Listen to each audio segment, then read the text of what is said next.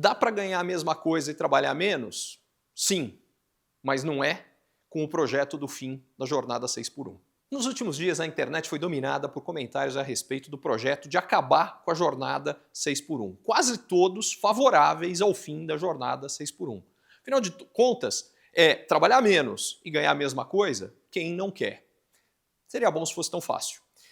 Para começo de conversa, se fosse de fato possível a gente ter uma redução do tempo de trabalho com manutenção do salário sem nenhuma consequência, por que trocar a jornada 6 por 1 pela jornada 4 por 3, que é a proposta que está sendo feita? A gente passa a trabalhar no máximo 4 dias por semana e tem 3 dias de folga. A gente devia ir mais longe, vamos trocar pela jornada 1 por 6. Trabalha um dia e fica 6 de folga, mantém o salário de todo mundo. Ou até mais longe, jornada 0 por 7.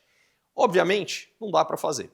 Não dá para fazer porque tem várias consequências complicadas e negativas. Consequência número 1 é quando você reduz o tempo de trabalho, mas mantém o salário, o custo de produção aumenta. Na prática, a jornada 6 por 1 é feita no setor de serviços no Brasil, restaurantes e tudo. Então o que significa? Ao reduzir o tempo que as pessoas vão trabalhar e manter o salário, o custo do restaurante vai subir. O custo de todos os serviços que trabalham com 6 por 1, incluindo todo o varejo, todo o comércio brasileiro, vai subir. A gente pode até chegar à conclusão que a gente quer isso, mas para você entender que achar que os salários vão subir, mas a gente não vai ter aumento de custo nos produtos que nós vamos pagar, não existe.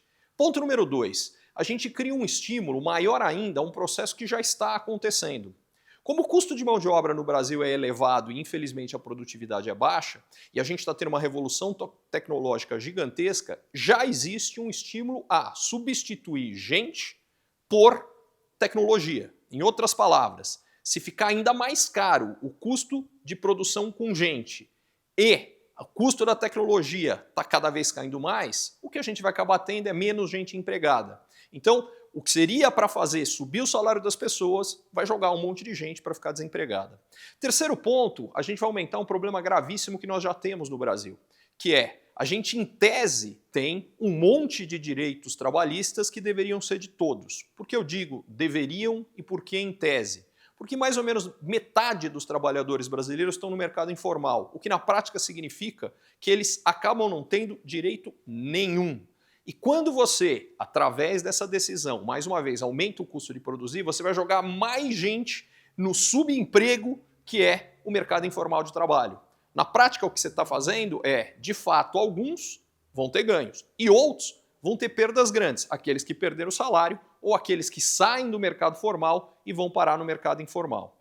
Mas, Ricardo, você está falando que então não tem uma forma que a gente possa trabalhar menos e ganhar a mesma coisa? Não estou falando isso não. Existe, só que a forma, infelizmente, seria bom se fosse tão fácil, não é uma canetada.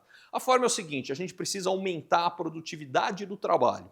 Se o trabalhador produz mais, o salário dele pode subir e isso não aumenta o custo de produção. Então, a gente tem um efeito positivo dos salários mais altos, mas não tem todos os efeitos negativos que eu estava comentando. Como é que a gente consegue aumentar a produtividade do trabalho? Tem 3 formas. Forma número 1 é mais preparação do trabalhador, educação, torná-lo mais capaz aumenta a produtividade dele. Forma número 2, maior uso de máquinas e equipamentos.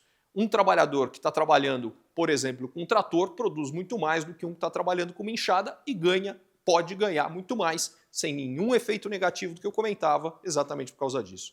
Forma número 3 é acabar com um monte de burocracias que nós temos no Brasil. Burocracia é algo que a gente gasta tempo, mas não leva a aumento de produção. Quanto mais burocracia, é menos tempo sendo dedicado ao que realmente leva a produtos e serviços em maior quantidade e melhores. Se a gente cuida dessas 3 pontos que eu coloquei, aí sim, a gente vai poder ou trabalhar a mesma coisa e ganhar mais, ou trabalhar menos e ganhar a mesma coisa. Aliás, o que a gente precisava era exatamente isso, mais flexibilidade para o trabalhador poder escolher quanto tempo ele quer trabalhar, porque a gente tem a própria formato de remuneração brasileiro, que está fixado por trabalho, por determinado número de horas por semana e ao longo do mês, cria uma situação na qual você não pode optar por eu quero trabalhar mais ou menos horas, que é o que acontece nos Estados Unidos. Quando o que é definido, por exemplo, salário mínimo lá, não é por mês, é por hora. E quem quer trabalhar mais e ganhar mais, ótimo. Quem quer trabalhar menos e ganhar menos, também ótimo, não tem problema nenhum. Enfim, a gente precisa ter soluções reais. Aí a gente vai melhorar a vida dos trabalhadores, enriquecer os brasileiros e não acabar com produtos mais caros para todos nós brasileiros também. Curtiu esse post? Aqui no canal tá cheio de conteúdo legal. Me siga caso você já não faça isso e compartilha com mais alguém que você acha que também pode gostar. Se você curtiu esse vídeo, aprendeu alguma coisa nova, deixa para mim nos comentários, Jornada 6x1.